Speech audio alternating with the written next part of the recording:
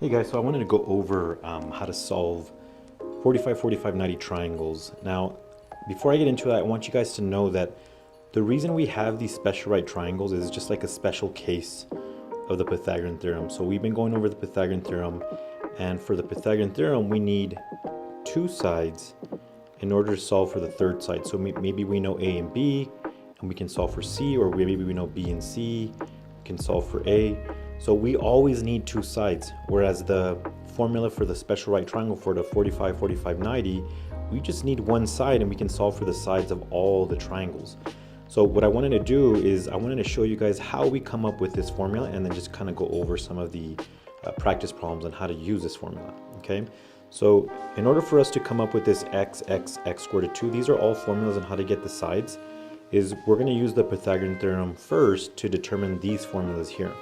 So if I'm going to draw a square, okay, and then just by definition, I'm going to go ahead and just call this x, okay, which makes this side x, and this side x. Because it's a square, we're constructing it so that it's already going to be a square itself, right? So what we're going to do now is we're going to go ahead and draw this diagonal. So this creates a 45-degree angle, which makes this 45, and so on and so forth, right? So all these are 45-degree angles, okay?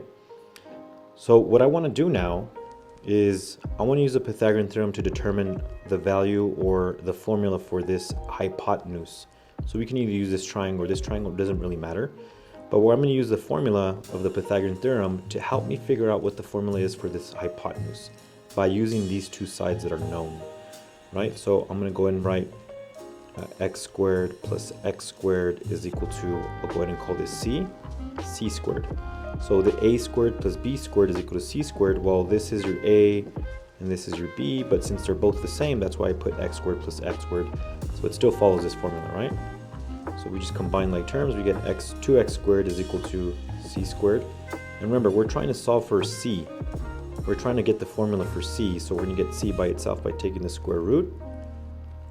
Okay, and here we end up getting 2x squared, the square root of that is equal to c. However, I can simplify this a little bit more. I can take the square root of it, of 2, but I'm going to get a decimal, so I'm going to leave the 2 in there. So square root of 2, and then the square root of x squared is going to be just x because the squared and the square root cancel out.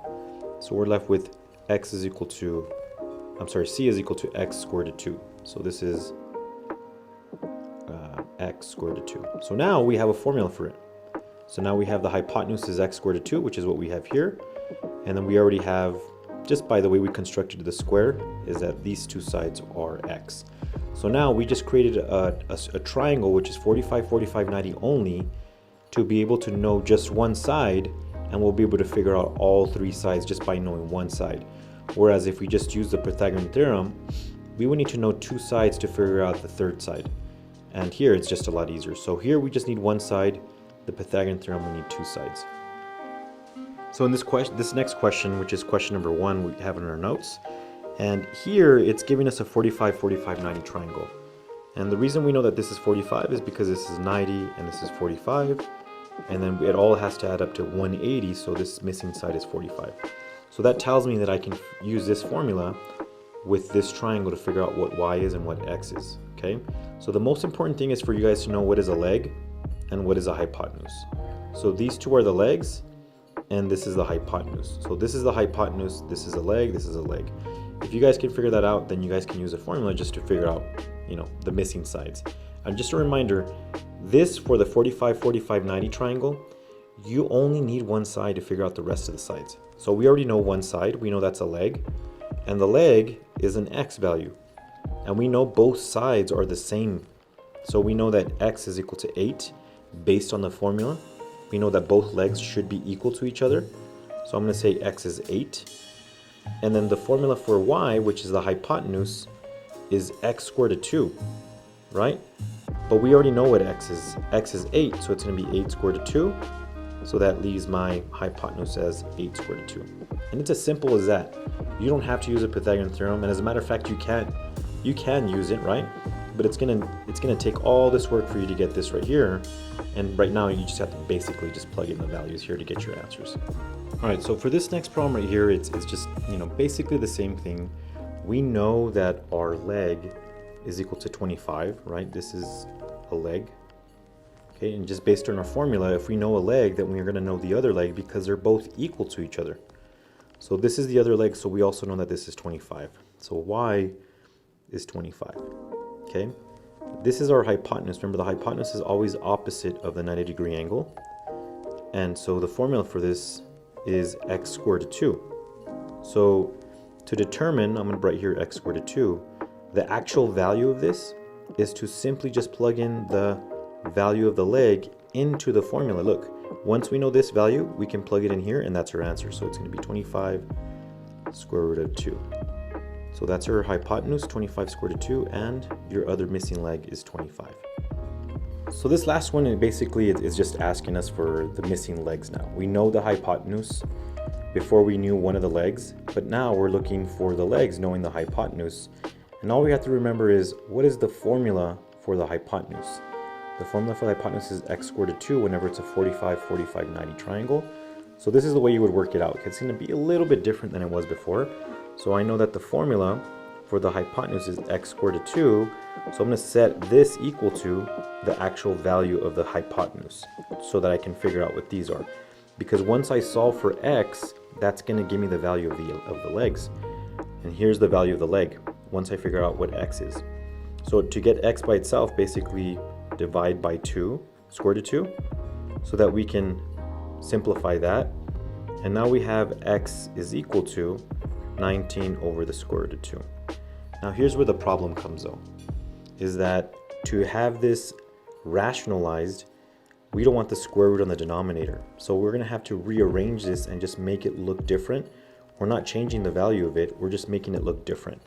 So to do that, to get the square root out of the bottom, we're going to do square root of 2 over the square root of 2 and multiply it to that.